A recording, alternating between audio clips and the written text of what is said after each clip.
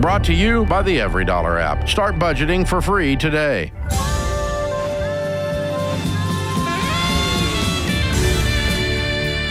From the Ramsey Network, this is The Ramsey Show, where we help people build wealth, do work that they love, and create amazing relationships. I'm George Kamel, joined by #1 best-selling author Rachel Cruze, who's also my co-host on Smart Money Happy Hour, another show on Ramsey Network, and we're taking your calls at 888-825-5225. Amanda's going to kick us off in Tampa, Florida. Amanda, welcome to the show. Hey, good afternoon. Good afternoon to you. How can we help today? Okay, so I have one of them huge car payments. It's about $900 a month. I owe $34,000 on it. It is a 2022 BMW. So my question is, it's only valued at $34,000. The Auto Trader value is $25,000. I would get about $2,000 back in warranties if I sold it back to the BMW dealer. I have $10,000 in my savings account. So my question is, should I get rid of the car?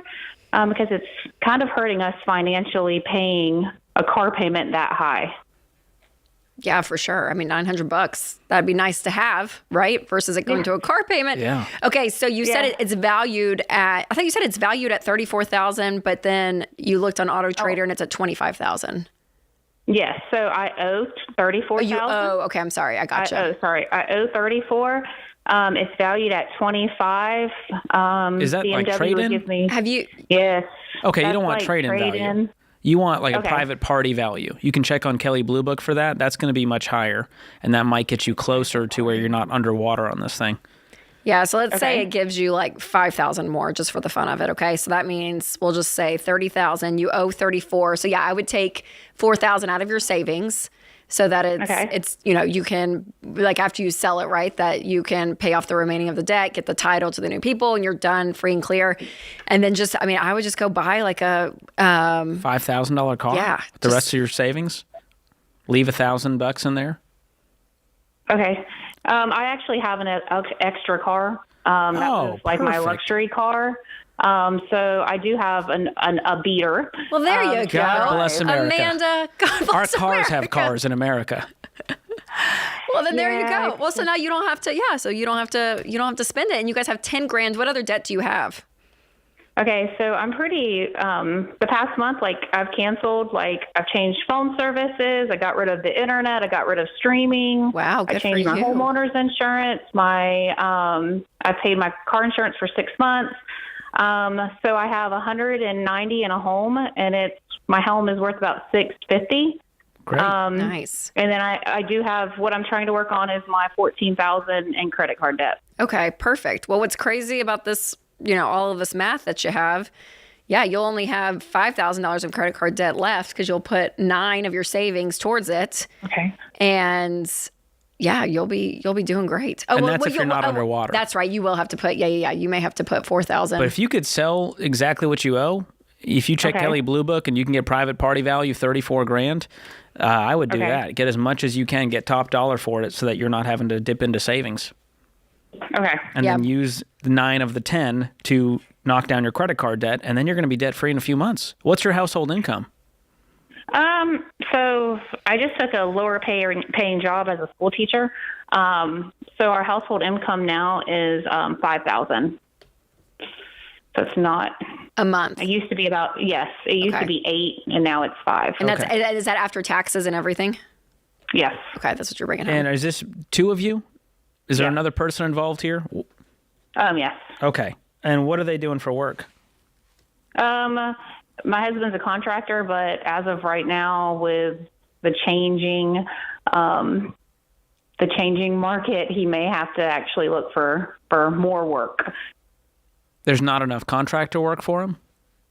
No, due to interest rates, he builds homes for a living. So people aren't building homes right now with the interest rates being so high in our area. Are there other contracting gigs he could do? Does he work for a builder?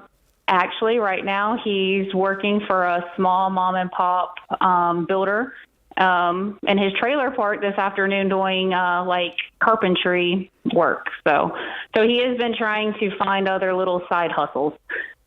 I just feel like contractors are in high demand. You can't find enough of them that do quality work and show up on time and charge a reasonable rate. And so he should be able to find stuff outside of the new build world to keep him plenty busy to get this income up, because he should be making $5K a month on his own. Yeah. Without your salary. Are you guys able to live on the $5K, Amanda? Yes, because I've cut so much, like the car wash and. Well, for him, I mean, he needs to be working 40 hours somewhere to be bringing in money for you guys to pay off this debt and get a good emergency fund in place. So even if it's not contracting, he doesn't need to be just sitting and waiting on jobs. I mean, go do something. You know what I mean? Well, he's listening, so you tell him. Oh, good. Okay. He's pretty handy, right? What's his name? Ray. Hey, Ray.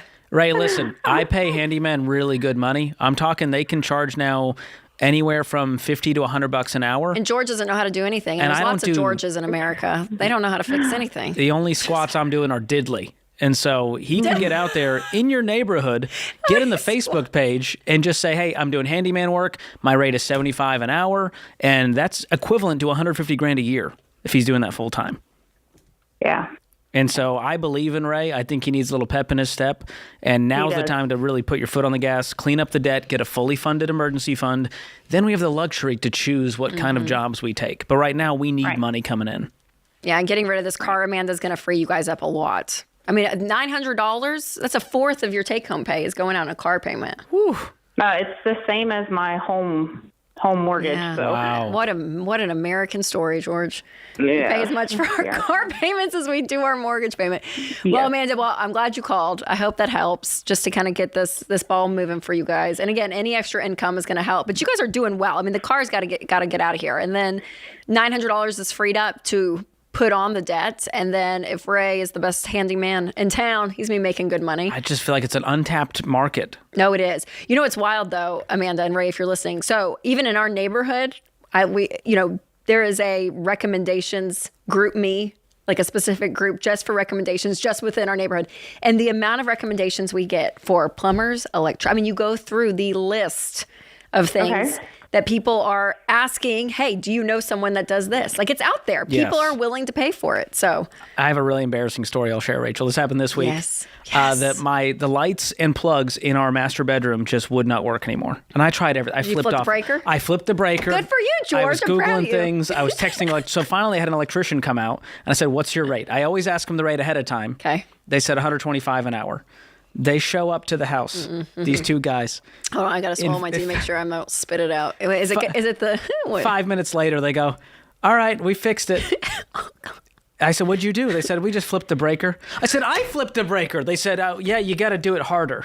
I was like, how hard can you flip a breaker switch? This is insane. I don't know. So you didn't turn it off all the way. It's basically what I flipped that thing dadgum 17 times back and forth. Like, I was angry with it. Do you sometimes have to like let it pause and like let it sit there for a little bit? They had, I don't know, Excalibur's magic sword. I don't know what happened, Rachel. But anyways. Ray, are you listening? I got the invoice. There's George's out there. $125. Don't know how to flip the breaker. So these guys are making $1,000 an hour at this rate. They spent 5 minutes at my house. Yeah, then they're going to go to the next George Kamel quote. Let's go flip some more breakers. We're going to become baby steps millionaires off of idiots like this.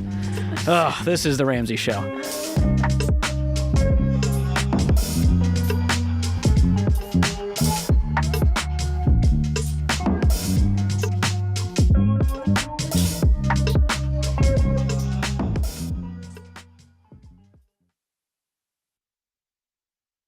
As moms, we have enough stuff that we're juggling without pacing through a huge grocery store for hours and paying premiums for name brands.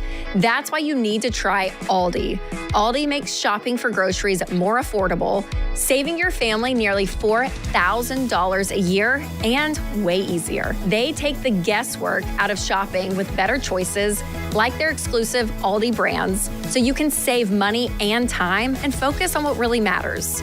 So stop paying more and start shopping smarter at Aldi, where you'll save with the lowest prices of any national grocery store. Find a store near you today at aldi.us. That's ALDI.us.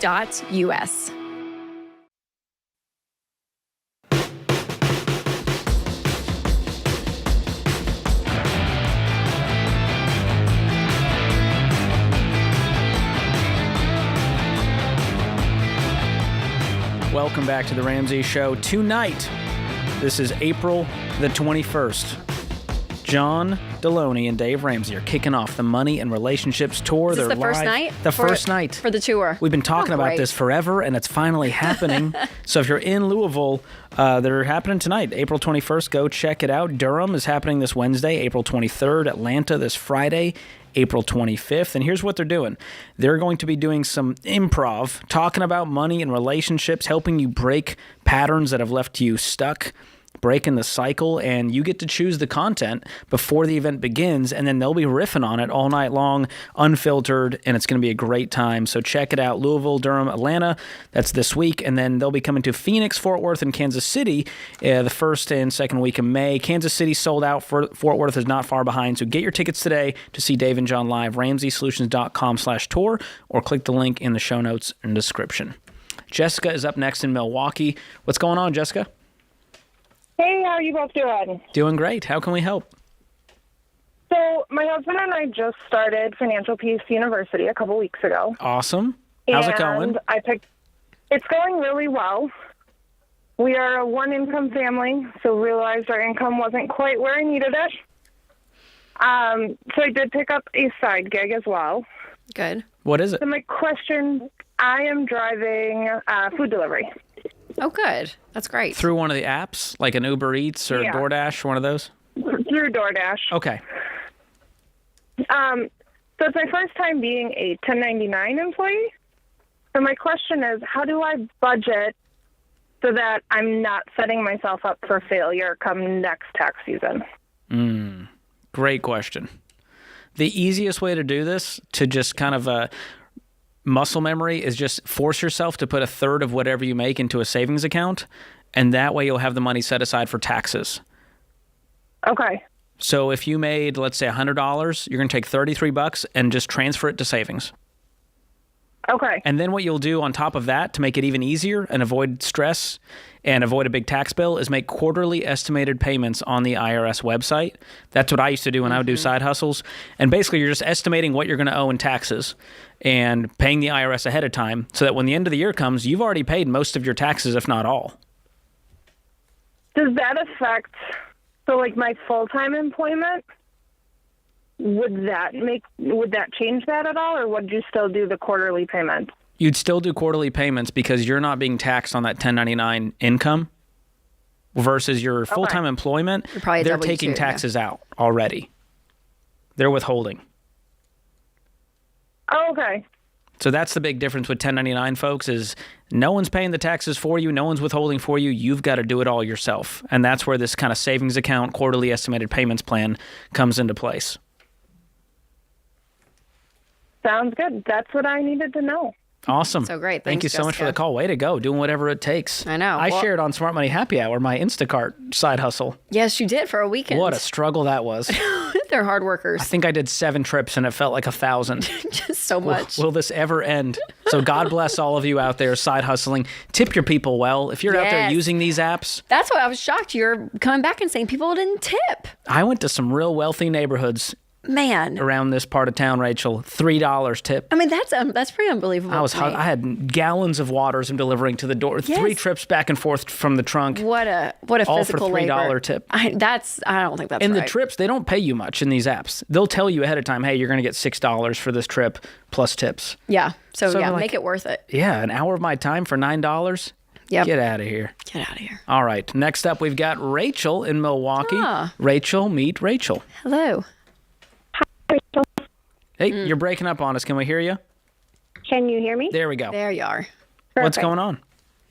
I have just over $250,000 in debt, and I recently received a summons for medical debt. So I did speak to a few attorneys, and they're all suggesting bankruptcy. I've listened to you guys long enough to know that that's usually not a suggestion. I'm just kind of curious as to where I go from here. Is all 250 in medical debt? No, about 61,000 is medical debt. It's medical. What's the rest of it?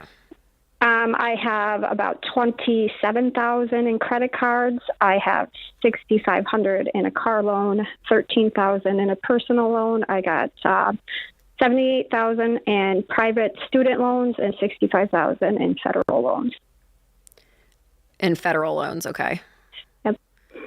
So over what? So 140 of it's student loans? Correct. Pretty much. Oh, man, Rachel. Okay. How much are you making a year? I would say I make around 78, so after taxes probably like 60, maybe 59. Okay, you're kind of breaking up, Rachel. Yeah, I want to make sure we get these numbers right. Okay, so after You're taxes, bringing home about $5,000 a month. I'm so sorry. We're having a hard time hearing you. We'll see if we can clean up your line and get you back on, Rachel. But looking at these numbers, bringing home $5,000 a month, I don't know that you'll even be able to make your payments on these debts. And the only one that you could really clean up fast is getting rid of the car loan if you're not underwater on it, and you can use the proceeds to get something else. But that only cleans up $6,000 out of $250 out of the whole thing. So it may not even be worth it. The medical debt, I'm wondering if they'd be willing to settle. You'd probably need to get on some sort of payment plan.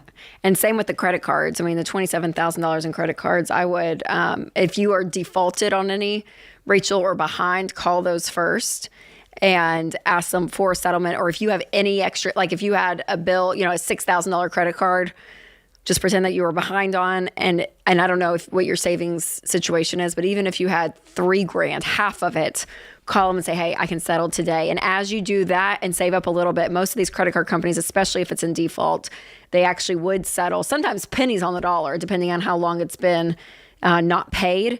But so the medical and the credit card is probably where you can do the most negotiating. The student loan, $140,000, I almost would put that on hardship deferred. I wonder with the medical stuff, if you're able to do anything there. I'm just trying to get you to a place where you can get at least stability, of just the payments before even looking to attack it. Because to your point with all of this, I don't even know if she's making enough for that. Let's see if your line's cleaned up. Rachel, are you still with us? I am. Okay. Do you have anything in savings? I have about $1,200 in savings. Okay. So that's your baby step one. You've got that covered. And you're just solo, right? You're not married? Correct. Okay. And what are you doing for a job? Like, what was your degree in? I'm a nurse. You're a nurse. Okay. What type of nurse are you? I'm an LPN. Okay. Could you do like travel nursing? I could, but according to like their ads in terms of pay, it's not much different. Oh, than no. what I get Every paid travel currently. nurse that calls the show is making like $250,000. Yeah, I mean, they're making insane money. So, Rachel, I would be doing your research hardcore into that, because in the meantime, take as many shifts as you can. Yes, because I'm so glad you're a nurse, because that gives such a range of possibilities of what you can be making. And I'm thankful that that's the case, because some of these travel nurses, man, they do it for 2 to 3 years and they make so much money. It's wild. So no, I would be researching into that heavily, because that's going to be the biggest thing, Rachel, to get you out of this is the income side. And again, that's the positive of your situation, is I think that it is out there, whether it's working overtime, like you're saying, George, or just finding a new line of work within nursing that pays more. Yeah. But that's going to be that you're going to find more money doing that, Rachel, figuring out how to work overtime, than doing like Instacart shopping, like what we were just saying. 100%. So you are qualified to make a lot of money in extra time. So if you're working an extra few shifts, that's going to bring it up. And so that's going to be it, Rachel. And it's going to be knocking out this debt, smallest to largest. And again, seeing where you can settle. And you'll probably be able to settle the most with the medical and the credit cards. And the longer they've been in collections, the more willing they will be to negotiate and settle. Yeah. But first, cover your 4 walls: food, utilities, your housing, your transportation. You pay those before you pay anybody else. If there's money left over, we can throw some payments their way. I'm going to set you up with a financial coach on us, Rachel, to walk you through all of this. So hang on the line. We're going to get you connected to a Ramsey preferred financial coach who can walk with you. I'm so sorry you're going through this. This is The Ramsey Show.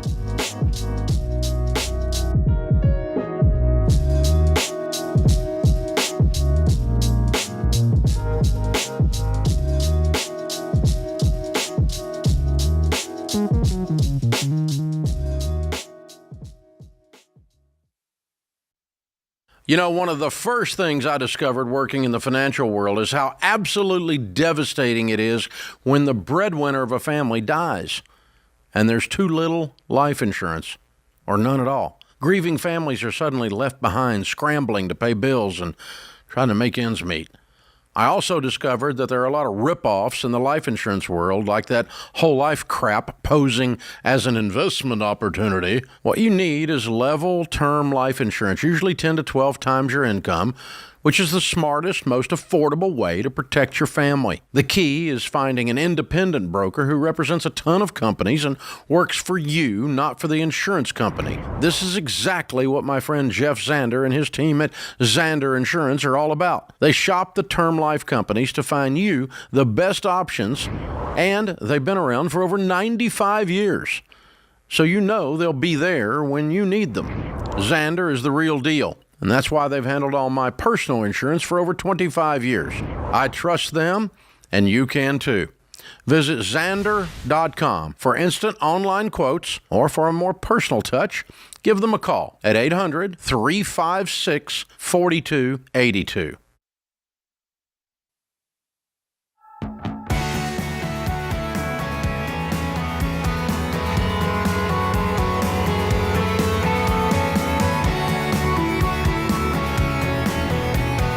Hey, if you're enjoying the show, do us a quick favor. Hit the subscribe or follow button wherever you're listening or watching. Leave us a kind review. Share it with a friend. All of that helps us reach more people with this message. We appreciate you guys. Ben is up next in Cleveland, Ohio. Ben, welcome to The Ramsey Show. Hi, guys. How are you guys doing? Doing well. What's going on with you? So my wife and I just purchased our second home, and we have closing in about 30 days, and we have the means to pay cash for it, but our financial advisor is telling us not to. And I've been listening to you guys for a while, and I'm leaning towards the side of paying cash for it, but my wife isn't there yet. So I was wondering if you guys have any advice for us on that. What's the financial? I think I know the answer. I just want to hear it from you. What is the financial advisor saying why you shouldn't be paying cash? So his main reason, he says, is taxes and the interest that we're earning on the money is more than the interest rate that we'd be paying on the loan. Yeah. What's the taxes? What was he saying? Taking money out, you'll have to pay taxes on the money you have invested. Yeah. But you're going to have to do that at some point. Yeah, and I realize that. I think the problem that I'm struggling with is the disconnect between my wife and I. Mm-hmm. How do I help her understand? I realize, and we've done the math, and I've showed her the numbers of what we'd be paying for the mortgage. So the house is $575,000. We're selling the one that we have now. We have that. We did a loan on that because that's kind of what she wanted to do, and I was okay with that at that point. And this one, I think there's a disconnect between her and I, and I'm not sure how to get over that. Mm-hmm. Yeah, from a relational standpoint is what that ends up being. Yeah. So I think one of the things that's hard, that's not so black and white when it comes to this argument of the investment and the interest rate and all of it, is what you can't put into an Excel file in a formula is peace of mind and autonomy.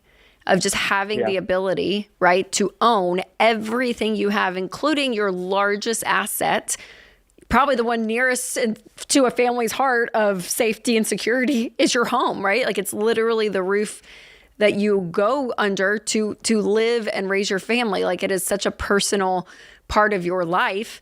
And to have that and have such peace with knowing that there is no money owed on it, that you have the ability to, you just can't put that into a financial formula. And then the other thing I would say, Ben, is, we've done the largest study of millionaires ever done. And one of the number one things that people say in order to get them to a place of millionaire status and to continue to build wealth, to change their family tree, is to pay off their home. So people are looking to do this. This is a goal people have. And it's such a outlandish goal because so many people don't have the ability to do it right now. So it's a 7-year goal, right? So the fact that you all can do that today, it just puts you so ahead of where you are. And what's wild too is just running the formula of, okay, let's just say let's pretend that, you invested the mortgage payment every year or every month, right? And how quickly you could build back up your savings even by just doing that. And so, I think it is scary because it is a lot of money that you're just putting out there, but you're putting it into an asset that continues to go up in value. And the market right now, I mean, if you have the money, it's a great time to buy because it's so volatile, right? Even in the last, with all the tariff stuff, even in the last like 2 weeks, it's just up and down. It's just crazy. And so if anything, I would want more stability in my life, and having a paid off home gives you a huge level of that. And so, but that's the hard thing is you can't, where a financial advisor usually is looking at the math and the numbers and the percentages, you can't put the emotional part of money into that.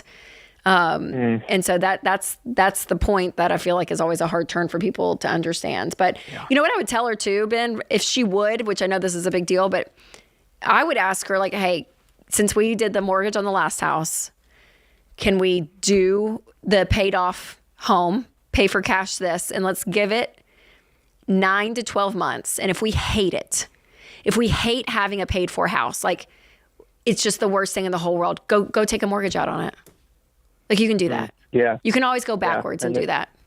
And I'm telling you, she's going to be like, no, this is great. I'm with Rachel on this. And Ben, I'm curious, do you have all this money invested with your financial advisor? Yes. Okay. So let's answer another question. There you go. Is the financial advisor incentivized to keep your money with him instead of having it in the equity of your home? Yeah. So can I give you guys a little bit of a backstory here? Sure. So, and I think it has somewhat to do with why my wife is feeling the way that she is. So this money, we're 25 and 27, and this money came from her parents being killed when she was a baby. Oh, and my there's gosh. a lawsuit. Oh, I'm so sorry. So, yeah. So, and then it's been invested for 20 years. So there's a larger sum of money than that. But for her, it's like this. I think it's this emotional tie still. Yeah, it's and like an emotional tie to that. Yeah, totally. And she wanted the house, so like we're purchasing it. But like seeing that money leave the account is what's I think hard on her. Yeah. And yeah, like George, what you were saying about is this investor incentivized to keep the money in his account? Like, I understand that, but like, I don't. How do I tell my wife that in a way that she understands? Like, I don't want to.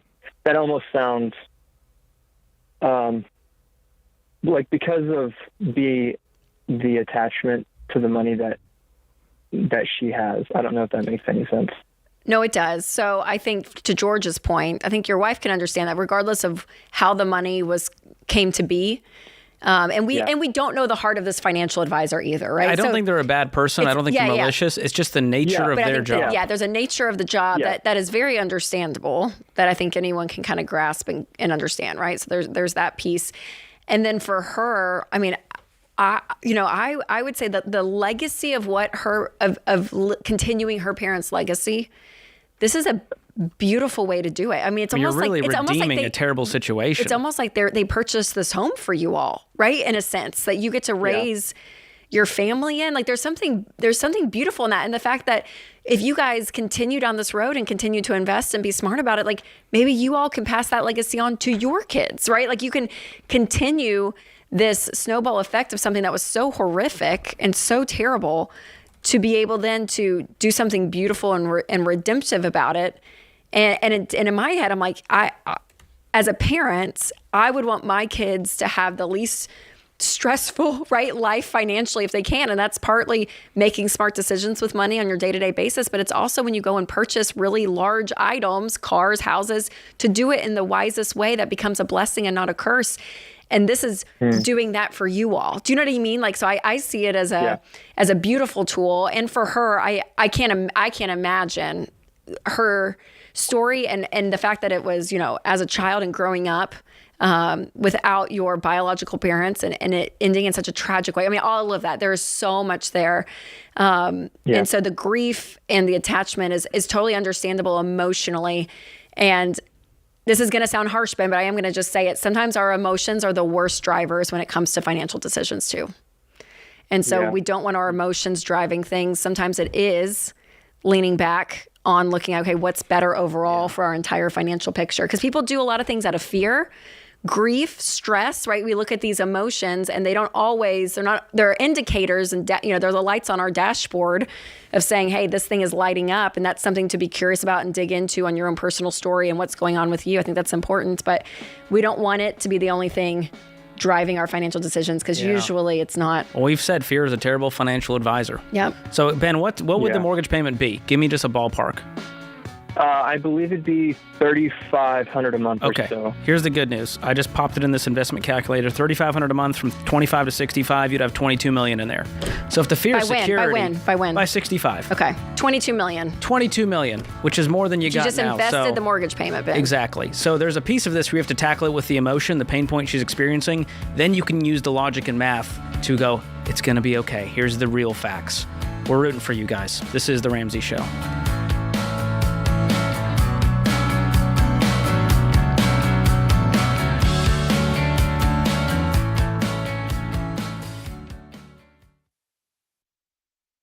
Hey, technology has changed a lot in the last 30 years. Now the hot topic is AI, and I understand that it might seem intimidating. But if you use AI the right way, it's just another tool to help you work smarter and faster, like a calculator or a cordless drill. So if you run a business, you'd better get on board with it before you get left behind. And NetSuite by Oracle offers AI-powered tools that help small businesses improve efficiency and make smarter decisions by bringing all their major business processes into one platform. That way there's one source of truth for the real-time data you need to take advantage of opportunities. Then you can forecast better, scale more efficiently, and streamline those manual tasks that take too long. So join the more than 41,000 businesses, including Ramsey Solutions, that rely on NetSuite to help tackle some of their biggest challenges. And right now you can download the CFO's Guide to AI and Machine Learning at netsuite.com/Ramsey. That's free at netsuite.com/Ramsey.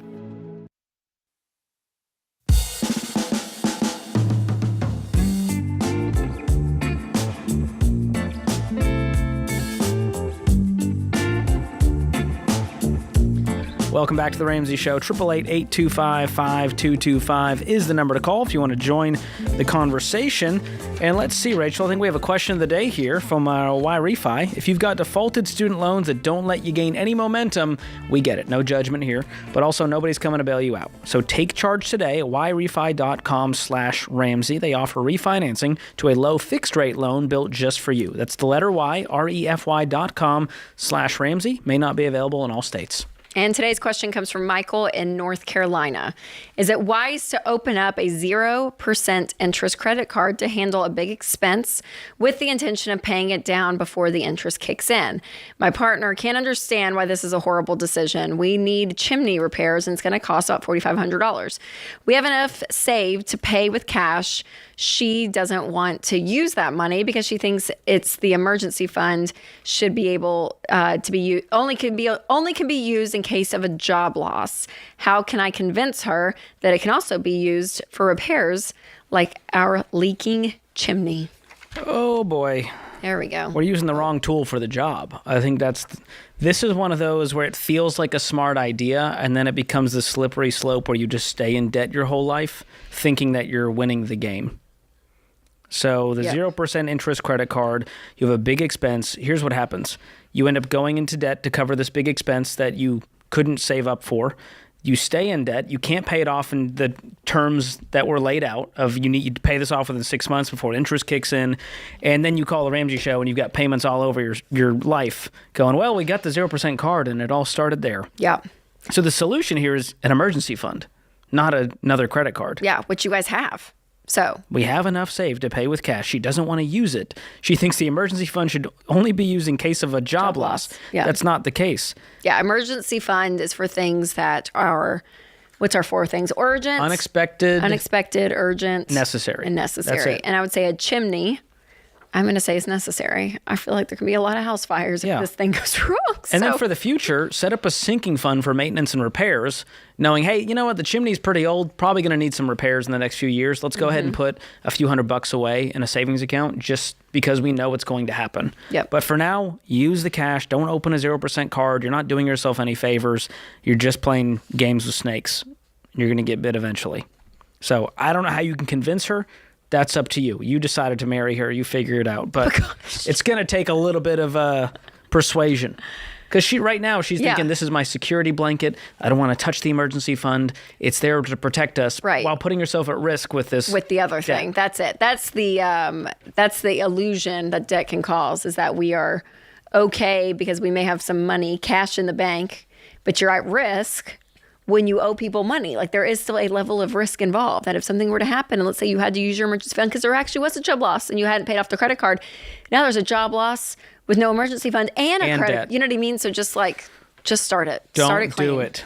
Just stay away. Your life's going to be better if you just pay for your life with cash. Only have a debit card. Don't even have the credit card open just in case. Just close it. Shut the door. Keep out the devil. That's what, remember that song back in the day? No. Oh, Country I guess song? I don't know. I grew up Arabic Baptist. We sang that song a lot. I got you. Like I heard it. I know what it is. Keep the devil out? Is it a hymn? I wouldn't call it a hymn. It's like a Sunday school song. Yeah, a Sunday school song, Rachel. Wow. Fine. Just leaving me in the dust. And I grew up charismatic. The comment section will back me up on this. They're gonna oh my gosh. Lord. All right, go to Julie. Let's go to Julia in Sacramento. How can we help, Julia? Hi, guys. Thank you for taking the call.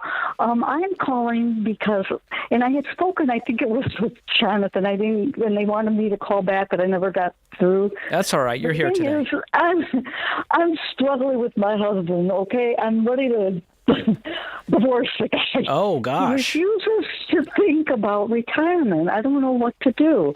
We're 66, 67. I have a teaching credential in Michigan. Also in Texas. I'm applying even to Tennessee. But the thing is, he says that we're stuck in this house, that if we move, it'll just cost money. We're in California, so the house is worth a little bit of money because it's California. But we still owe, it's 5 something, but we still owe $325 or more on it. And I don't know what to do. So what is his plan? He doesn't have a plan.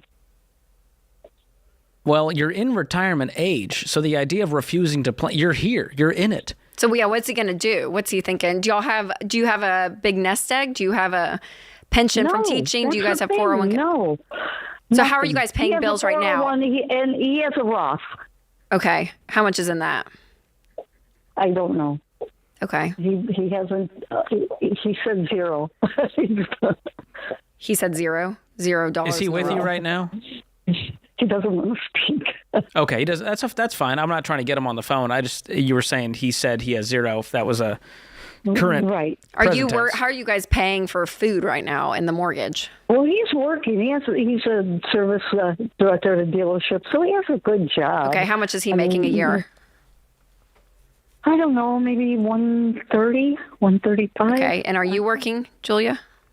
Right now, no. Okay. I'd like to get teaching again, but I'm not certified in California. We have 2 girls we adopted out of foster care, so I get a little over 1,000, for them. Sure. Almost 2,000, yeah. How old are they? One is 10, one is 12, going on 20. Wow. Y'all are amazing. That would give me one reason to plan for retirement. That's right. Maybe 2 great reasons. To plan. How long is he wanting to work for? He's just, I don't know. He just thinks he's going to keep working and working. Here's the thing. Even if you love your job, at some point your body's going to say, I can't do this anymore. Okay. That's how we're built as humans. We're not meant to last forever. So as much as he wants to work forever, what happens if there's a health issue at 70? And now this $130,000 income is gone and there's nothing to live off of? And we got to take care of these girls. I don't know. That's why I'm calling you. Okay, Julia, what I would say... I'm not sure if we should move out of state to somewhere cheaper than California. I don't know. And then he's afraid that he won't get a job if we move. Yeah, which is I don't know, but I mean, he's a service tech. Is that what you said? No, he's a service manager. Service manager. At a Okay. dealership. Okay. Okay. Well, number one problem, Julia, is some of the questions I was asking of how much is in the Roth, how much does he make a year? You said, I don't know. And you would just guess. I don't know, 130. I don't know. I think he's saying zero. Like, you guys haven't really talked about specifics of money, have you? A little bit. I mean, I know he makes about 135, 130. Yeah. Okay. But So, no, like I said, he just. okay. Well, we're to the point that. I think it's he doesn't know what to do, and Sure. I don't know what to do. Yeah, totally. Okay. So, number one, we have to get on the same page of just saying Julia is in a place where she's scared. She doesn't know what's going to happen. You guys still owe $325,000 on your house. You have nothing saved for retirement. You're in your late 60s, like lots of red flags, risk, scared. Yeah, lots of red flags is right. Yeah, so there has to be, okay, so that's where you're at. We need to figure out, and you need to figure out as his wife, where is he at? Is it that there's a level of not knowing, and that's very intimidating, of what to do at retirement, whatever that is. But he needs to be honest with himself on what is causing him not to think about it, because there's a reason why. Some people don't want to think about it because they don't want to think about death. So they don't want to do wills and they don't want to do estate plan. There's a reason why people don't do things. So understanding that. And then you guys have to come together to say, we are both adults and we have to plan. It is part of It's part of society. We want to be able to eat when we're 80 years old and not have to work our whole lives. So what do we need to do to get into place? Yes. So we need to probably get with a financial advisor and get with someone who knows what they're doing. They live and breathe this stuff to be able to say, hey, let's map out how much you guys need to be putting away per month to get you to a place that is comfortable with retirement. But the truth is you guys are going to have to work another 10 years to even probably get that. Yeah. So I would be doing that, Julia. And you can't change him, okay? So if he will not get on board on any of this, Julia, that's when we always say separate the finances at that point. And then there's a point that you have to get a job and you have to retire yourself, Julia. I mean, it's hard. That's what I'm trying to which do. We don't that's want. Why I'm looking out of state because I'm not certified in California. Yeah, you might need to lower your lifestyle, move to a lower cost living area, and get the income up. It might be all of the above, but I want him working because he wants to, not because he has to. And right now, he has to. This is The Ramsey Show.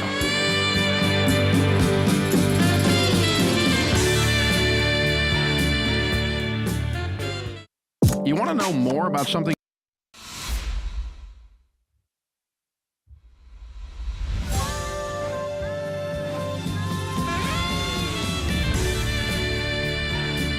Live from the Ramsey Network, this is The Ramsey Show, where we help people build wealth, do work that they love, and create amazing relationships. I'm George Kamel, joined by Rachel Cruze this hour, and we're taking your calls at 888-825-5225. Jamie is going to kick us off in Louisville, Kentucky. What's going on, Jamie?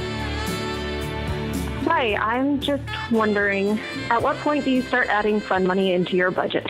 What a great question for Rachel Cruze. Nobody loves fun money more than Rachel. Nobody loves to spend more like Rachel. At what point do you put it into the budget? I mean, I would be okay having a little bit of breathing room of, I don't know. I feel like here's my take, and you can react. On baby step 2. How about that? And my 3. take is if you're in baby steps 1, 2, or 3, as little as possible to survive. Yes. What's just going to keep you just like, okay, I'm going to make it another day to fight. And then once you're in baby step 4, then I can ratchet that up to a reasonable amount and make sure I'm on track for other financial goals. Yeah, for sure. Yeah, I mean, I would say with baby step 2, there's a little bit of that, like, I think the longer you're in debt, probably the more lenient I am of having some fun money. Because if you're doing this for 8 years, 7 years, like Jade, right? Jade and Sam were 7.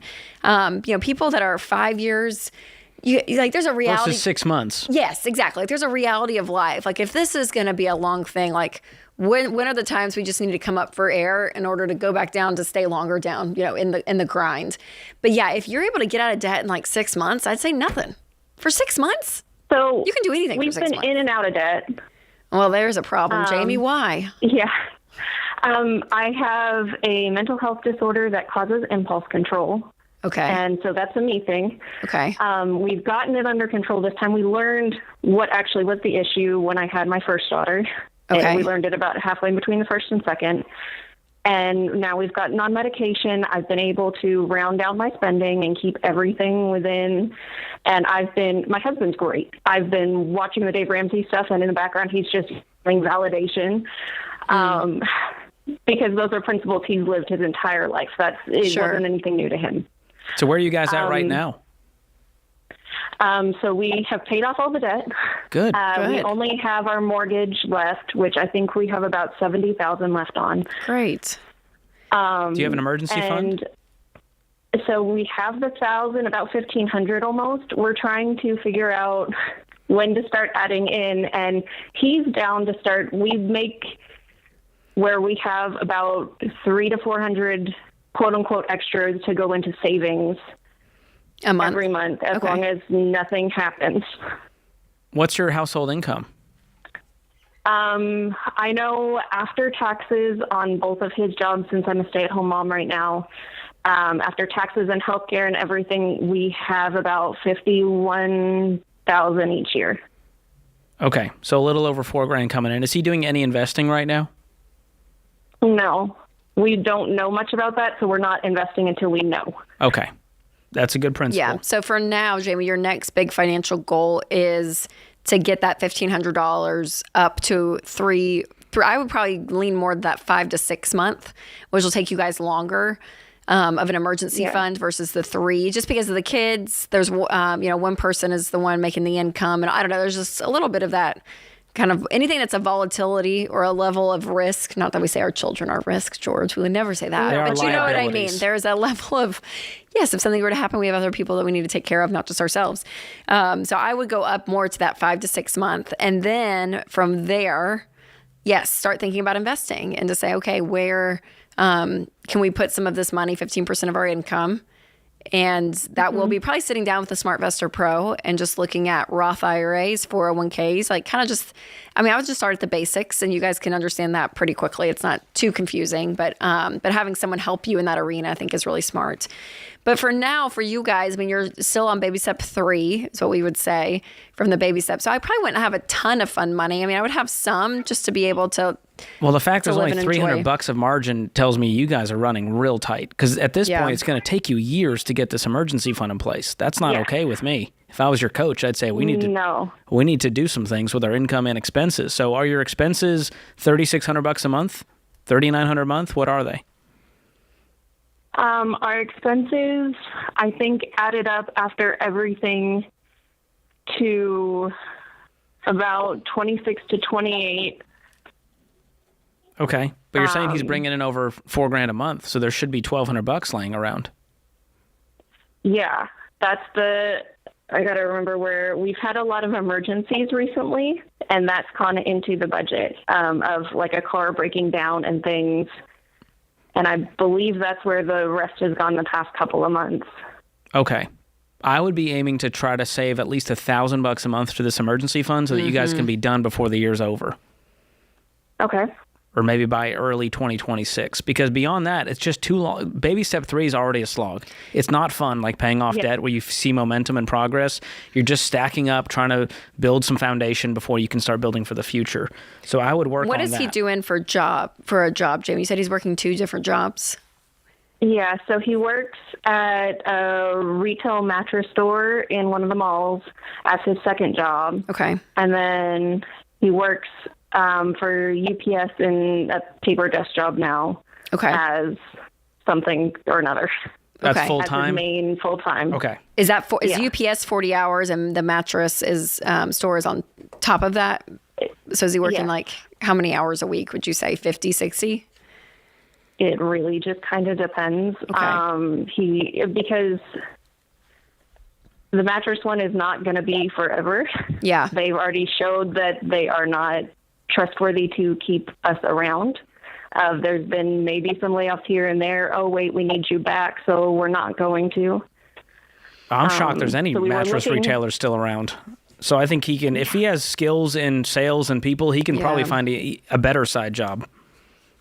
Yeah, no, we're working on it, and he's up for a raise soon, hopefully. But if not, we're going to be looking at completely switching careers soon. Yeah, I think that's a good idea. Because ideally, especially when you're, past baby step 3, a sustainable 40-hour a week to support your life, that's going to be, for a long-term perspective, what you're shooting for, not working 60 hours a week just to make ends meet. Yeah, we don't want that. And so we're in that in between, and he's talked about letting me have some fun money. I'm scared to death of, I don't want to cause any more issues. I want to get us through this. And if I have fun money.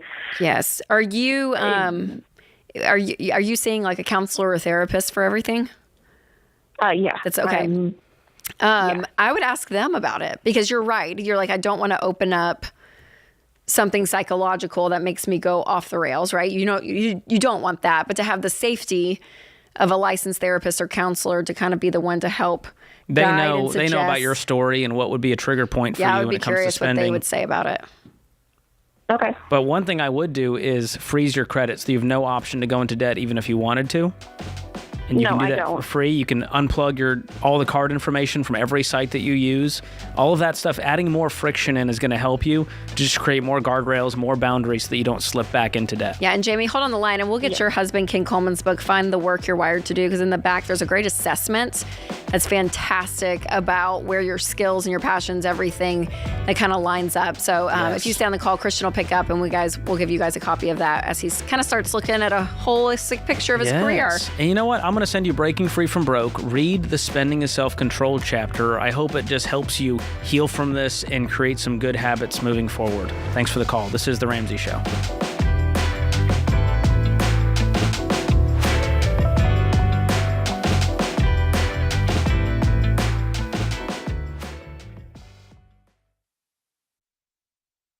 Rachel, do you ever get these sketchy text messages that are like, hey, you need to update your address and verify so we can get you the package you didn't order? Yes, I have, George. Sketchy, and never trust them. And that's why we recommend Delete Me. They help with that. Yeah, they do. Delete Me actually goes in and removes your information from data broker websites, and it is an incredible service that everyone needs. And there's a lot of shady companies out there that solely exist to sell your personal data to bad guys. And that means your info, like your email address, your home address, your kids' names, your name, everything is just out there for scammers and spammers to find. So much. But Delete Me will delete your data, hence the name. It's gone. They'll wipe it out for you so you can sleep easy. That's right. And then once they remove your information, then they're going to send you a detailed report telling you where they found your information, when they removed it, how many hours they've saved you. I mean, it is incredible. It's so detailed and it's beautiful. Get this. So far, they've reviewed 27,000 listings on my behalf, removed me from 240 data broker sites, and saved me 77 hours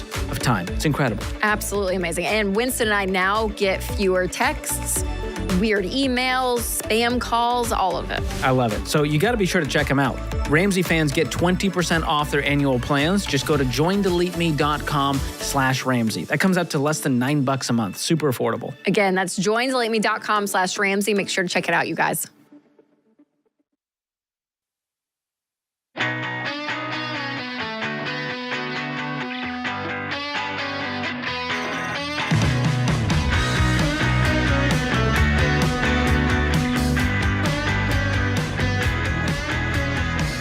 Welcome back to The Ramsey Show.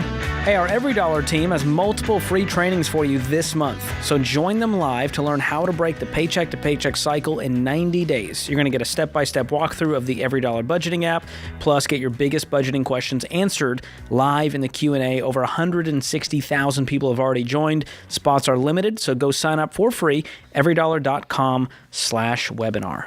Robin is up next in Orlando, Florida. How can we help, Robin? Hi, yes. How are you guys? Doing well. Okay, great. So my question is, I am $230,000 in debt with me and my husband are, and... Say it again. Sorry, what was the number? 234? $234,368.58. Perfect. There you go. You know your numbers. That's a start. Yes. I follow the Every Dollar app, and I go see my family twice a year in Texas. And I feel guilty if I do because I'm trying to pay off my debt, but I feel guilty if I don't because my kids want to see my family. Mm-hmm. So I'm trying to figure out how to get out of that guilt thing. We put a lot towards our debt every month. We put between $2,000 to $5,000 towards it every month. That's great. My husband makes a decent amount. So is it okay that I go see them, or like? Yeah, I mean, I don't. Yeah, the thing with these kind of scenarios, I never say like, is it okay, yes or no, to go see family? I think it's just not a moral issue. No, it's just how fast do we want to get out of debt? I mean, how much money are you guys spending on these trips? Like one trip to see your family, how much would that be? $5,000, $2,000, $1,000? Most of the time, like $1,000. $1,000 the most. Okay, and you're doing that twice a year, so we're talking $2,000 to $3,000 a year. And you're not going into debt for these trips. No, I put it in my budget. I do the Every Dollar app. I put it in my budget to plan it out for that trip. Yeah. And I just pay a little less on my debt that month. Yeah, I mean, again, I think it's one of these things with any level of, and I would probably put this in the category of like a luxury, because is there anyone sick? Like, is there like a, oh my gosh, like, you know, we're going to go visit. Like, we only don't know how many more years we have with grandma, or is it just that this is a tradition, we always go see them for these holidays? It's more of a, I miss my family, I get homesick, and I like to go see them. Yeah, which is totally fine. So yes, I think it's one of these things, if you and your husband agree that $2,000 a year is going to put us back, you know, what, 2 months probably in a debt payoff in general, like, is that trade-off worth it? And I mean, I would probably say, yeah, I mean, you know what I mean? Like, I don't know, like we've said, like, if people are getting married out of state, or like there's a destination wedding, or there's a funeral, right? There's reasons to travel, and it's usually for more of a celebration or a event that is once in a, you know, something is happening. Yeah. Can they come to you, or are they too old? They come to us twice a year as well. So we see each other 4 times a year, but they come to us and then we come to them. Last year we didn't go see them at all. Because why? Last year, but this year. Why didn't you go last year at all? We were opening a business, and I had to really focus on that last year, and so it was very hard on our mental capacity. And I just had a newborn son. Okay, yeah. So okay. So Robin, I feel like you guys are very detail oriented. You know your numbers really well. When do you think you guys are going to be completely debt free? And does the $234 include your mortgage, or is that all consumer? That is all consumer. I also have a mortgage of $430,000. Okay. And how much are you guys making a year? So my husband makes between $15,000 and $20,000 a month. Okay. About $250,000. Why can you only put $2,000 a month towards your debt? Now I'm mad. No, she said $5,000. $2,000 to $5,000. She said $5,000. Yeah, but he's making $20,000. Why do you guys have $15,000 of expenses every month? Well, we have a pretty high mortgage, and then my son is in school, which that is about to change. So that number will go up. That number's going to go down because he's about to be in pre-K. How much is the mortgage a month? $3,500 a month. Okay. And how much is the school a month? $1,500 a month. Okay. So there's $10,000 left, Robin. At least. Where is that? And $5,000 we'll say is going to the debt. So they're living on $5,000. Yeah, George isn't happy. Robin, George is not happy. That's just the extra. It's going to take you guys 6 years to get out of debt. Do you hear that? It's going to take you 5 or 6 years at this rate. That's at the minimum. So I calculated everything to the minimum, and then anything extra goes straight towards the debt. Like this month, we put $7,000 towards our debt. Okay. Okay, that's good. Okay, so then they're living on $3,000. But can I do the math for you? I try to. Average debt payoff for someone following the steps with gazelle intensity is 18 to 24 months. Now, you guys have a lot of consumer debt, so that's just the average. So you guys might lean to 2.5 years, 3 years. But that still means you need to be putting $7,000 to $10,000 per month consistently towards this debt to knock it out in 2 to 3 years. And I want that to be like come hell or high water, where you're putting $7,000 to $10,000 a month. Do you understand? That is our plan, yes. But during the summer months, my husband doesn't get as much extra work, so he works 2 full-time jobs, and then he's a wedding photographer, and he does a bunch of side gigs and makes him a lot of money. But during the summer, that slows down, so I lowered the amount that we put towards the debt, because we are making the minimum of $15,000 at that point. Okay. But do you see what I'm saying? I want you to have a fire, and right now I feel like you guys are fairly comfortable. The way you're talking and the lifestyle, I want you to cut this down to nothing. You can still do the trip. The trip is not what's causing this. I think there's a lot of other leaks happening as well, and that's where this budget will reveal it to you very quickly. Hey, we made $20,000 this month. Where did it all go? But you're doing the $every budget, right? Yes. So you're seeing a lot of it recently has been going to the business.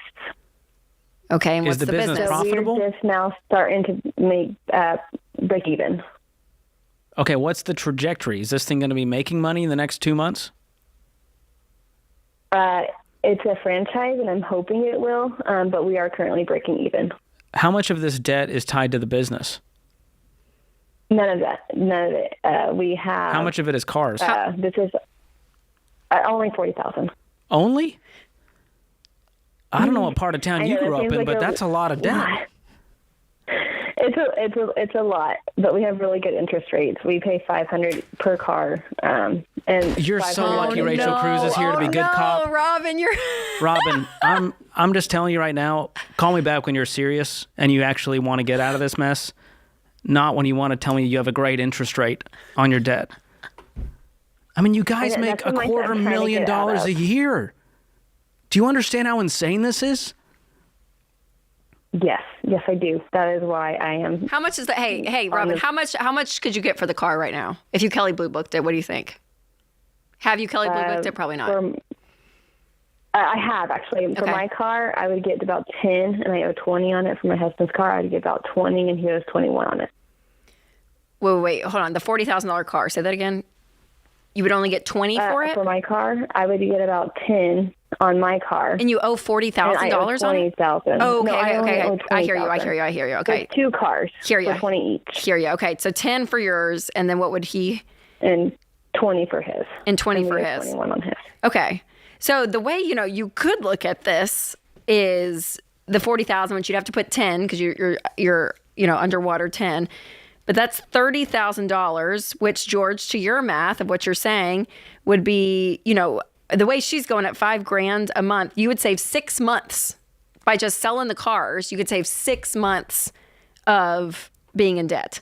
So let's do that, Robin. And that would show, George, that you are serious. I need some skin in the game. Robin, if y'all sold these cars then I'd know in you're the serious. next 10 days, then you're serious, okay? That would be like, yes, we are scorched earth. We are doing anything and everything to get out of debt. And that would be the move to make. That's saving 6 months of your time of being in debt. It's just from cars. So that has to be your mindset. That's what, George, how you feeling? You okay over there? I'm doing better. You okay? Still a little breathe, heated. George, breathe. Just breathe. Take some deep breaths, George. So that's, Robin, that's the kind of stuff we're talking about. And then from there, and if you can get out of this franchise, it's feeling like it's sucking up money, and your husband's already working like 4 jobs, what you're saying. So you guys have a lot of busyness and clutter in your life. So I would simplify everything and live a peaceful life.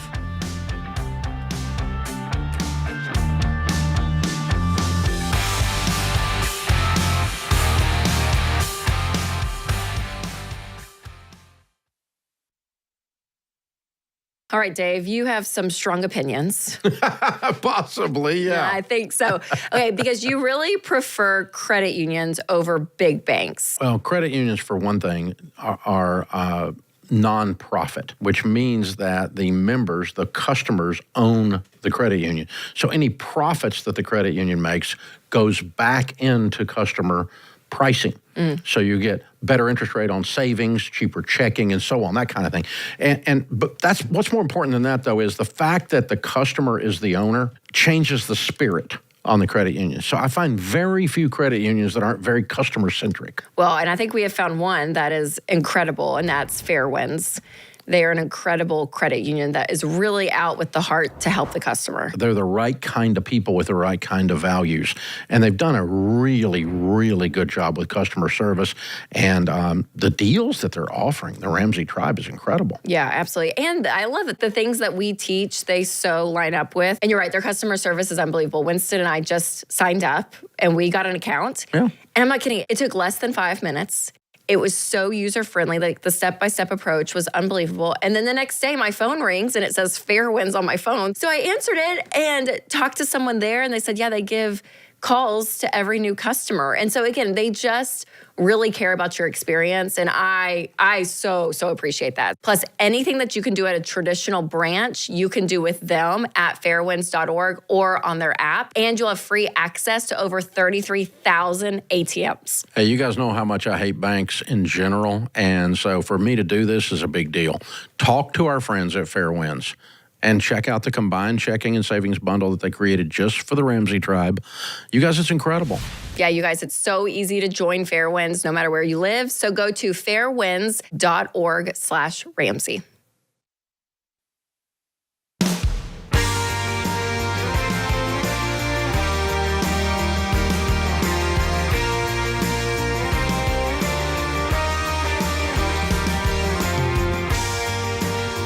In the lobby of Ramsey Solutions on the debt-free stage, we have Jacques and Jennifer here to do a debt-free scream. Welcome, guys. Thank you. Thank you. Where are you guys from? Cincinnati, Ohio. Love it. Thanks for coming by to do your debt-free scream. How much did you guys pay off? $203,000. Oh my gosh. How long? 52 months. Yep. And making what kind of money during that time? Not enough. We started out about 160 and ended 230, 250. Wow, what was the jump? Just some job changes, promotions. She got a new job. Yeah. Great. What do you guys do? I'm a marketing director, property management. I'm a state trooper in Ohio. Okay, wonderful, you guys. I'll remember you if I'm ever driving through Ohio and I get pulled over. You need someone. Well, we Jean work on from Cincinnati. commission, so. Oh, no. Not good I on love you, it. George. I love it. And what did the $203,000 consist of debt? It was our house. Oh, my gosh. Completely debt-free. We are weirdos. Oh, how does it feel? Unbelievable. Yep, it was great. I can finally buy the things I want. Yeah. Wow. There you go. You know, it's funny you say that because I talk about in my book, Know Yourself, Know Your Money, about why we want to win with money. And for some people, it's pure safety. It's like, I just want to feel safe.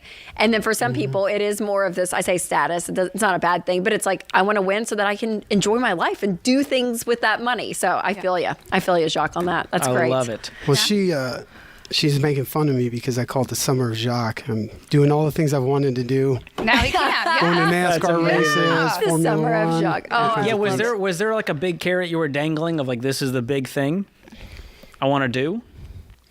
Or was it like a habits? What are your hobbies? What are the things that you were looking forward to doing once the house was paid off? I mean, just to finally buy stuff that we want, upgrade the house. Yeah. More experience. I want to go and see and do things. Yeah. I love it. That's amazing, you guys. Okay, so what happened 52 months ago that caused this whole journey of being weird people? I drank the juice or the lemonade or whatever it was called, and I just started And I followed. Yeah, I just started watching. Was it watching clips? So how'd you guys get connected to us? She started. She that was accusatory. Yeah, That's that right. was a aggressive point. I'm good at that. She started on listening to the podcasts on the Ramsey Network, and then when we were exercising, we would listen to stuff, and she got hooked, and and then you looked at your own numbers. To her, yeah. So I followed. So then you looked down. Okay, and hold you went, Here's on, a Jacques. He's like, I'm hooked to her, so I got to do it. No, there was a level that you were probably like, this sounds great. Well, I do like having the security. I'm a security person, so now that you don't. It's not fun owing people money. No. Yes. Yeah. So the autonomy feels great of just like you're on your own. There's no banks attached that you're like. And I think it was COVID. Yeah. COVID hit. At the time we had a mortgage. We were able to refi it like super low. We took it down to 15 years because Dave said so. Yes. And then she just was like, let's hammer it out. Yeah. And y'all did it together. Now Jacques says so. Yeah. He's his own man. Well, I've been saying so for a long time, but with an asterisk. Yeah. I love it. Yes. Oh, that's great, you guys. So you just looked down and you went, all right, 203,000. We could how quickly could we knock this out? Did you guys set a goal?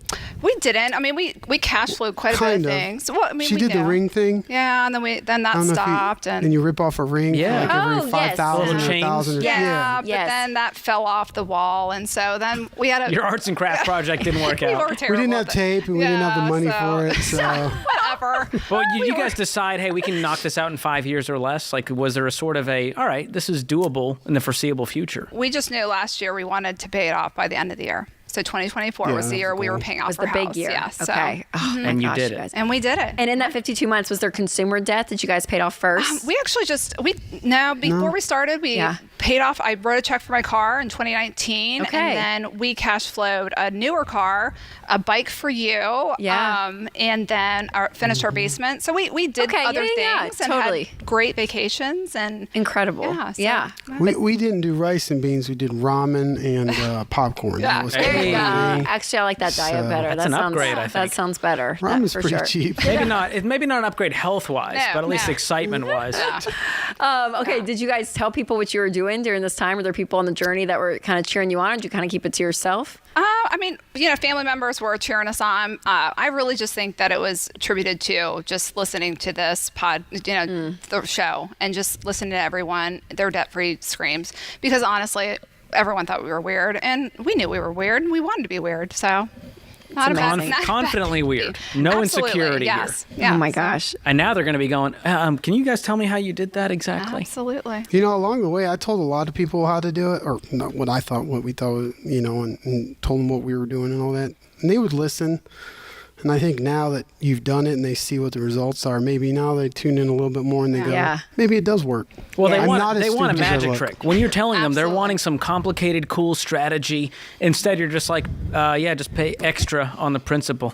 Yeah. Mm-hmm. And they Just go, stick wait, with no, it. tell me something And for real. stick with it. Yes, I think I know. like we didn't miss a month. If we wanted something, we stuck with that. We didn't miss a month on extra payments. Wow. So that's a lot of it. And we've also became millionaires in the process too. So we are baby steps millionaires. So what's the house worth? So about $550-ish, give or take, and then just with other things, so investments, everything. Retirement, cars. Yeah, about 1.5 almost. Yeah, 1.5. Oh my goodness.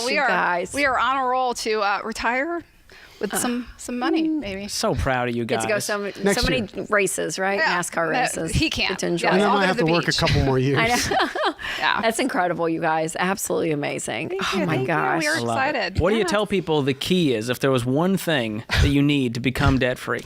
Go ahead, hon. I know. You're eager. There was a SNL skit, and it was "Don't spend the money unless you have it." Yes, with Steve Remember? Martin and Amy Poehler. yes. I know exactly what you're talking about. I mean, really. If I don't have it, can I? No. So just live on less than you make. Absolutely. Don't go into debt to buy stuff. That's right. And you're going to be okay. You'll be okay. I love Isn't it. that funny? It's the satire of America, though, right? That skit of like, it's so if so I old. have the money, can I buy it?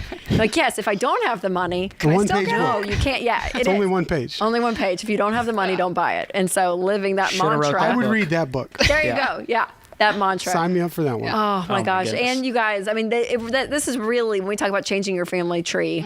This is the big one. I mean, baby step 7 is where you really see it without a house payment, starting to set you guys up well for the future and your kids. You guys have 2. We met them earlier in another break. 2 beautiful girls. So You wanna bring bring them up? Come on, girls. All right. What's the Come names on and up. ages? Come on up. Stand on either side. We have Izzy, who is how old?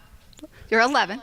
All right, and then we have Avery, who is 8. 8. Yes. I'm sure they were very helpful along the way, keeping you guys motivated, accountable. Were they It ever was like, "Hey, hard mom, sometimes Yeah. for them because we're they not going wanted through the stuff. drive-through, mom. We got to pay this house off." I know. I was like, sorry, no Chick-fil-A There was today. a lot of. They know Dave Ramsey probably just as good as most people. Oh, I love it. I That bodes love well it. for their financial This was future. a big thing for them Well, too. you guys have beautiful, beautiful family. Thank you. Well done, you guys. Well done. Have they been practicing the debt-free I screen? think so. Yeah.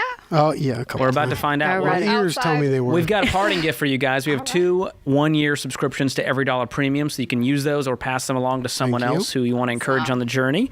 And let's get to it. It's Jock and Jennifer from Cincinnati, Ohio, with Izzy and Avery. $203,000 paid off, mortgage and everything. Complete weirdos in 52 months, making $160 all the way up to $250. Count it down. Let's hear a debt-free scream. Okay. Ready? 3, 2, 1. We're debt free. Oh, we got a dance. We got a celebratory debt-free dance. As she should. That As was she special. should. Oh, incredible. Absolutely incredible. I don't know, something about the kids that gets me every time, Rachel, when I they know. join in. I know. Oh, I mean, it's just wild. We had a call that we're like, should we pay cash for our house? We have the money, but we kind of just want to take it out because of the interest rates. And people just talk around this stuff. And when you do it, I bet you anything, they don't want to go back into debt, right? I mean, it's like once you do it and you taste that freedom and autonomy, once you get the weight off you, no one's going, hey, I'd love to get that backpack full of bricks in it. Bring that back over. They're free, absolutely free. I love it. And baby steps millionaires in the process. Look at that. Incredible. Intentionality, incredible. Focus. It's what it takes. Discipline. Live on less than you make. You heard it here. It's so simple, and yet very few people actually do it. But they did it. We're so proud of you guys. This is The Ramsey Show.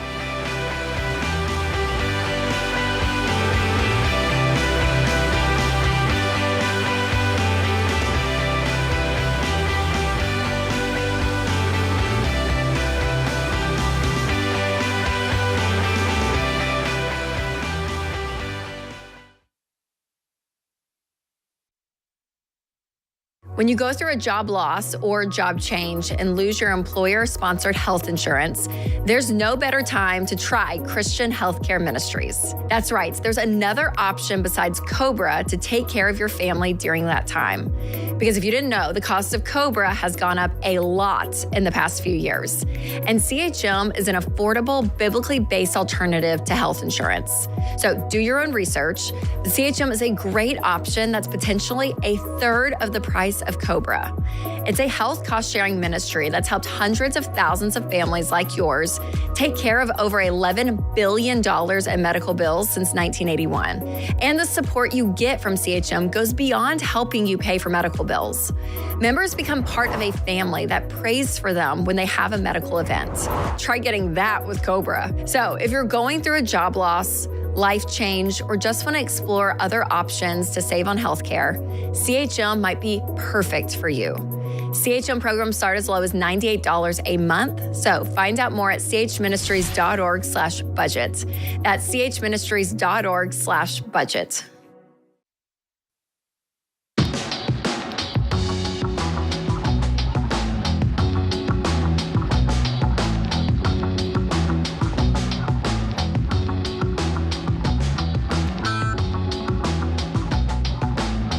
Welcome back to The Ramsey Show. A lot of what we teach, Rachel, is about getting your income up. We say your greatest wealth building tool is your income. And a lot of people go, okay, well, that's nice, but how do I just go make more without asking my boss for a raise and making it awkward? Well, there's this thing called side hustles, and there's a gig economy out there now where you can just download an app and get out there and start making money tonight.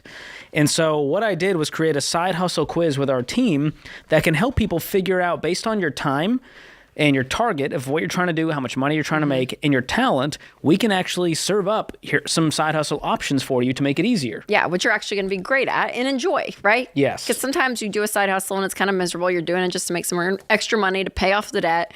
And there's a reason for it. But if you can enjoy it in the process, how much better is that? Exactly. And so So I took it, George. You took the quiz. I heard George had a quiz, and I said, I'm going to be a good friend, and I'm going to go through this quiz. It gave me, like, when I was a teen, we'd have, like, 17 magazine, and they'd always have quizzes in the back. A good quiz. You know what I mean? It's like Tiger Beat. Yeah, it was just like, what kind of dream man do you like, or whatever, right? Or, like, what's your... I don't know. It would be all these like teen type quizzes. So gave that energy, George. A little bit more professional. Thank you. Yeah, Tiger Beat, but with a master's degree. That's what the side hustle quiz is. All right, I have your results on the screen. So walk us through this, Rachel. Okay, so my best side hustles. Are you ready for this? Well, what is we have like personality archetypes. So what is yours called? In-person side hustles. Nope. Further up. Ooh, professional. Nope. Is that you? You're RC? Did we switch it? Limited edition? Maybe. Now I don't know, James. I guess they're accurate, right? Yeah. No, okay, I guess Rachel's the professional. This is mine. I was shocked as well. Your question. Okay. So I have it up on the screen. This was mine. Follow along if you're watching on YouTube or the Ramsey Network app or Spotify. You can see this. So you got some options. What are your in-person side hustle options as the professional? Okay. Is consulting. So this is using your skills. That's why we call it the professional. Yes. You're refining skills. So business consulting, career coaching, financial coaching, investment, counseling. That sounds right, huh? Nannying.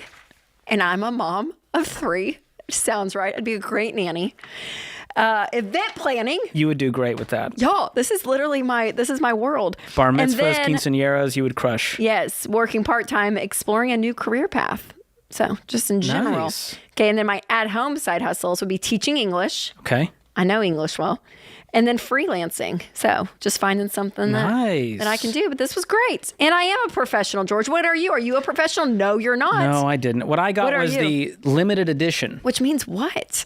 Well, it's because I'm busy, Rachel. I don't have a lot of time throughout the week. I had more time to Yeah. do my side hustles than As you. the dad of a toddler and one on the way, it's just a lot, you know? Wow. So I said, I don't have a lot of time. What can I do based on my skills? And here's what it spit out. In-person side hustles, indoor and outdoor home maintenance and repair. Stop You it. know me. Stop it. That's what I do best. This is a good quiz, George. Why do you feel like this quiz Honestly, is if failing it was home America? organizing, I could crush with my OCD. But repairs, why do they give you repairs? Did it just I like- think it's just something you can look into. If Okay. you know, these are just options. It's not saying it's this is. just flipping a breaker. Yeah. You know, that's George isn't even great at that. But you know we what? A can great keep one that going. showed up was photography. That was my past life in There the you media go. world, film, photo. I used That to fits do, you. do wedding videography, and so that's a Yep. good one. And skateboard videos. That's right. And then at-home side hustles, freelancing, which is something I actually did as a side hustle for a long time.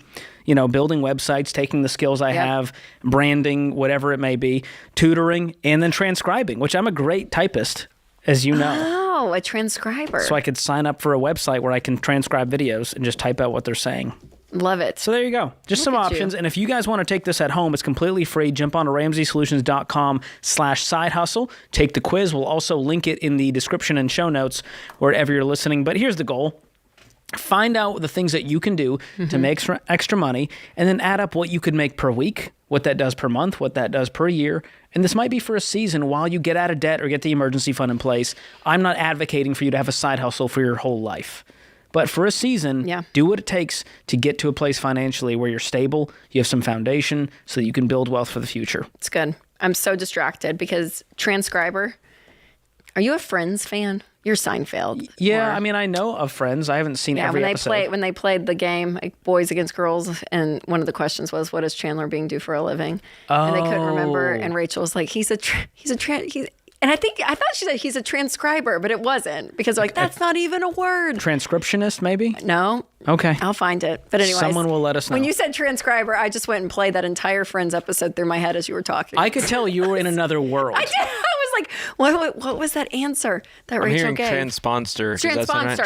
Transponster. That's it. A transponster. And then Monica's like, that's not even a word. If you guys ever wanted to know what it's like being inside the mind of Rachel Cruze, that summed it up right there. Me saying one word and her completely going somewhere else in her mind for the next 3 minutes. You're doing great, though. why Send the you're a people to great your co-host. quiz. Send the people That's to right. the quiz. Go check it but out. it is great. It is awesome, George. Well done. And Thank you. And I'm a professional. So professional. All right, Brian is up next in Annapolis, Maryland. What's going on, Brian? How can we help today? Hello, how are you guys doing today? Doing well. Is that Rachel Cruze on there as well? It is, Brian. Hello. In living color. The Rachel Cruze, Get Out. The professional I'm so Rachel honored. Cruze. The professional. Possibly the event Yes. planner Rachel Cruze, but that is me. Yes, Brian, how can we help today? I got a little sidetracked with the side hustle. I had my question prepared, but the side hustle Ramsey quiz, where is that a thing? Like, is that somewhere I can go? Yep, go to RamseySolutions.com/side hustle, and it'll take you right there. Okay, thank you so much. I appreciate People are going to that. think that this was a planned call for you to talk about this. I promise it wasn't. Do you have a real financial question for us? Yes, I'm so sorry. No, you're great. I just Take want to the make quiz, we're though. running out of time, so. My mom, at age 80, has no retirement. I am her dedicated financial person. Dementia comes and goes. Luckily, thank you. Luckily, she came into a small windfall of money. It was 20 grand. It's now down to 12, and that's why I'm helping.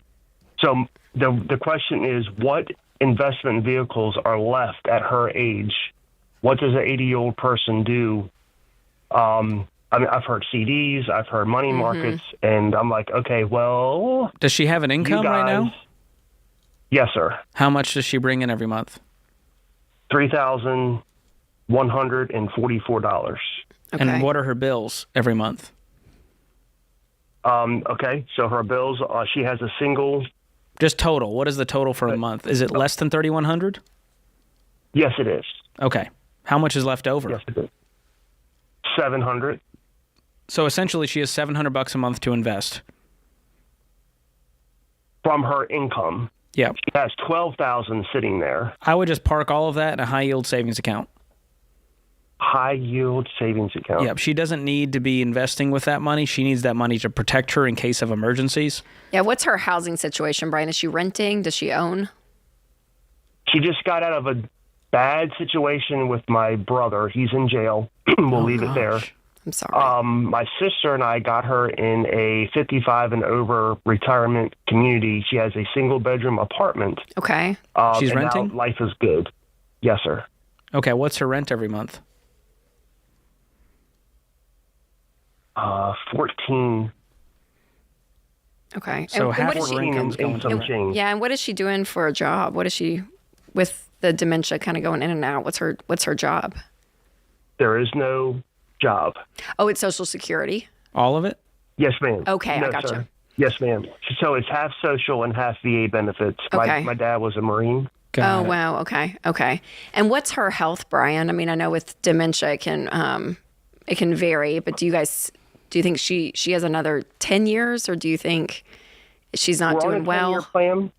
My sister and I are. It's so I heard Dave Ramsey say if you make it to 64, you have a good chance of making it to 90. Is that something close? Yeah. Thereabout? Yep. Exactly. So we're just like, okay, she's going to make it to 90, 95. And are We're you on and about, your sister in a good place financially to help in the meantime if she needs it?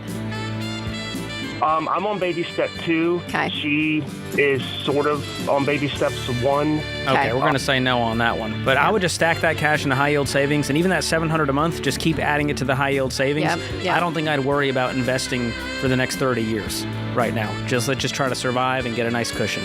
This is The Ramsey Show.